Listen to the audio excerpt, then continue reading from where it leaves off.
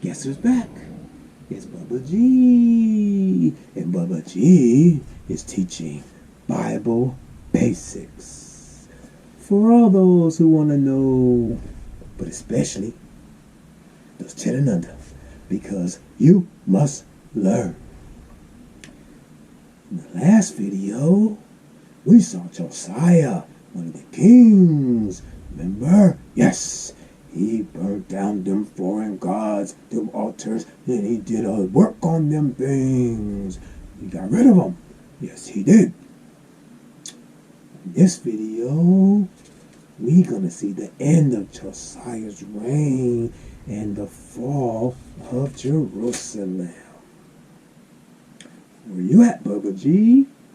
I'm in 2 Kings, chapter 23, verse 28. Let's begin.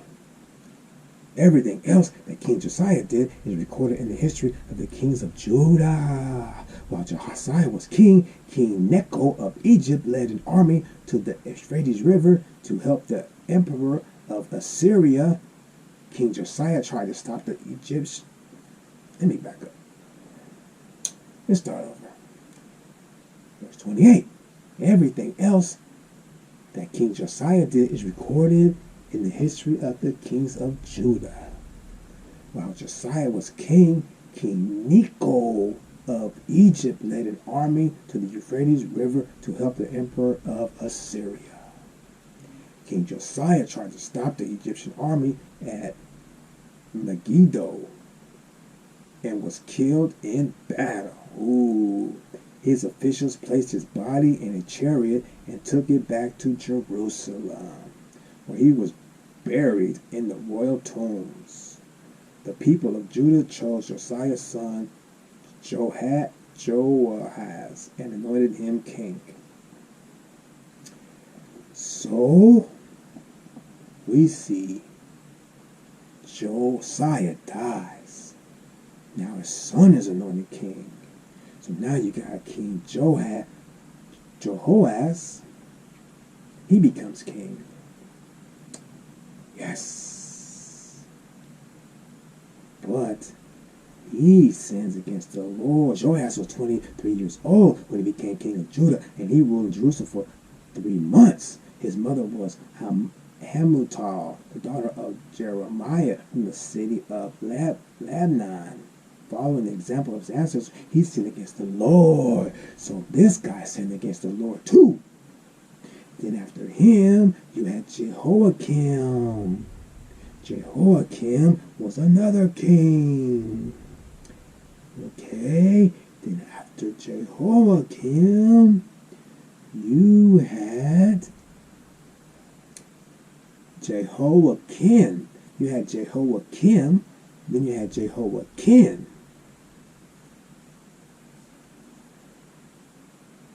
After Jehoiakim, you had Zedekiah.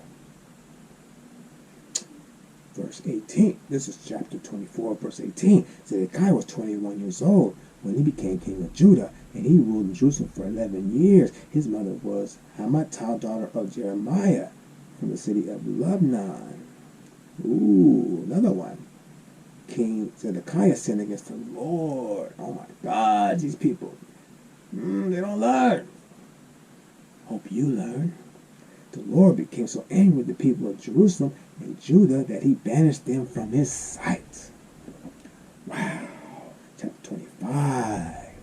Zedekiah rebelled against King Nebuchadnezzar of Babylon, and so Nebuchadnezzar came with all his army and attacked Jerusalem on the 10th day of the 10th month of the 9th year of Zedekiah's reign.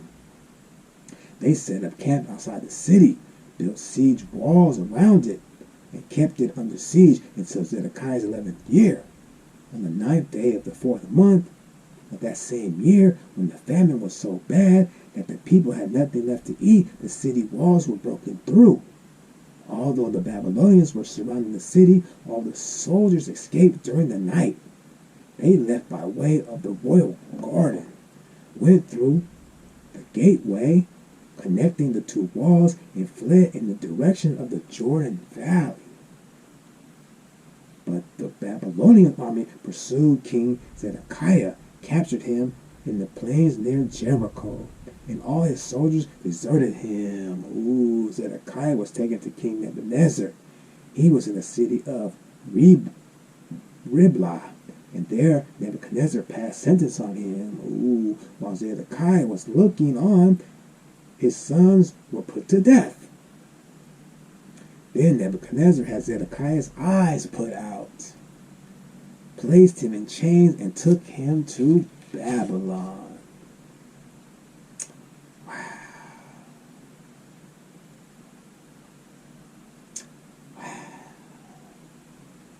What happened? King Nebuchadnezzar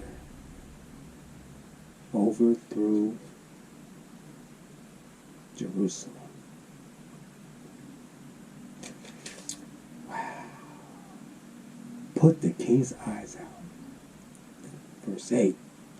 On the 7th day of the 5th month, on the 19th year of King Nebuchadnezzar of Babylon, Nebuzaradan, advisor to the king, commander of his army, into Jerusalem. He burned down the temple, the palace, and the houses of all the important people in Jerusalem. And his soldiers tore down the city walls. Then Nebuzaradan took away to Babylonia the people who were left in the city, the remaining skilled workers, and those who had deserted to the Babylonians. But he left in Judah some of the poorest people who owned no property, and put them to work in the vineyards and fields.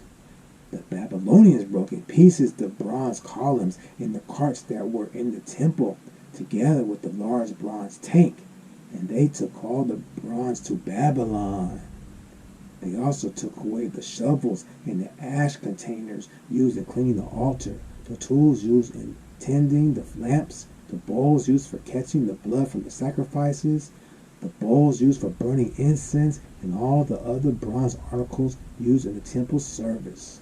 They took away everything that was made of gold and silver, including the small bowls and the pans used for carrying live coals. The bronze objects that King Solomon had made for the temple, the two columns, the carts, and the large tank, were too heavy to weigh. The two columns were identical. Each one was 27 feet high, with a bronze capstan on top, 4.5 feet high. All around each capital was a bronze gillwork decorated with pomegranates made of bronze. Wow.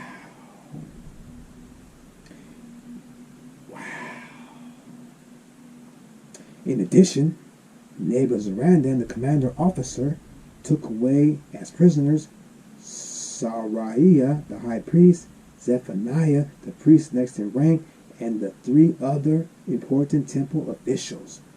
From the city he took the officer who had been in command of the troops, 5 of the king's personal advisors who were still in the city, the commander's assistant who was in charge of military records, and 60 other important men.